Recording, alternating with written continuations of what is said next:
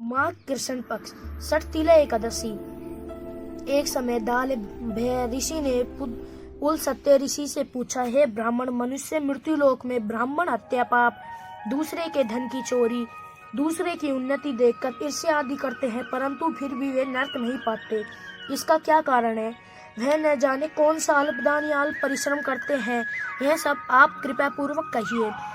पुलस्त्य ऋषि बोले, हे महानुभाव, आपने मुझसे बहुत अच्छा प्रश्न पूछा है। माघ माह के आने पर मनुष्य को स्नान आदि से शुद्ध रहना चाहिए और इंद्रियों को वश में करके काम, क्रोध, लोभ, मोह, ईर्ष्या, अभिमान आदि का त्याग कर भगवान का स्मरण करना चाहिए।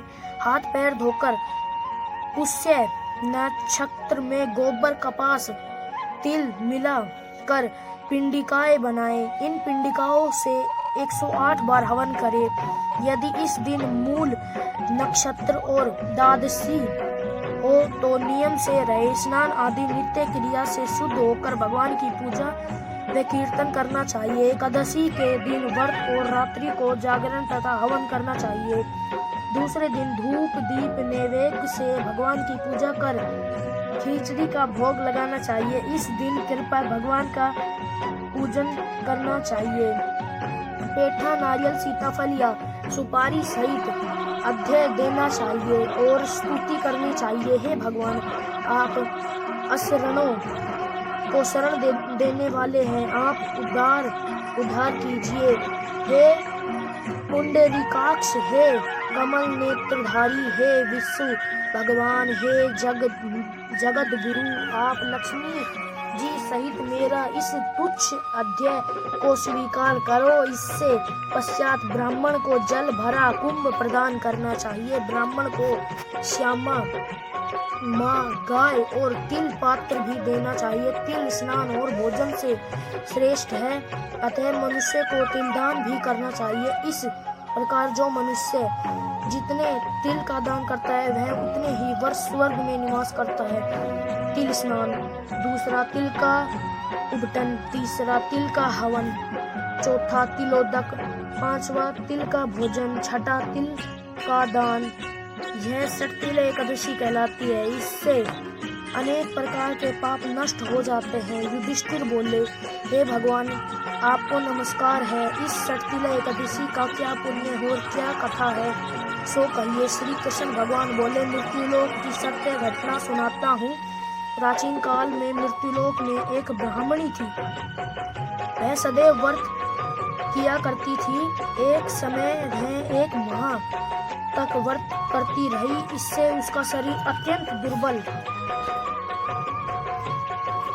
हो गया, परंतु उसने कभी भी देवताओं तथा ब्राह्मणों को धन तथा अन्नदान नहीं किया। इस प्रकार मैंने सोचा कि इस ब्राह्मणी ने व्रत आदि से अपना शरीर शुद्ध कर लिया है और इसको वैष्णव लोक भी मिल जाएगा, परंतु इसने कभी भी अन्नदान नहीं किया। इसकी तृप्ति होनी कठिन है। ऐसा सोचकर मैं मृत्युलोक में गया और ब्राह्मणी से अन्न मांगा। ब्राह्मणी बोली, आप यहाँ किस लिए आए हैं? मैंने कहा, मुझे भिक्षा चाहिए। उसने मुझे एक मृत्युदंड दे दिया।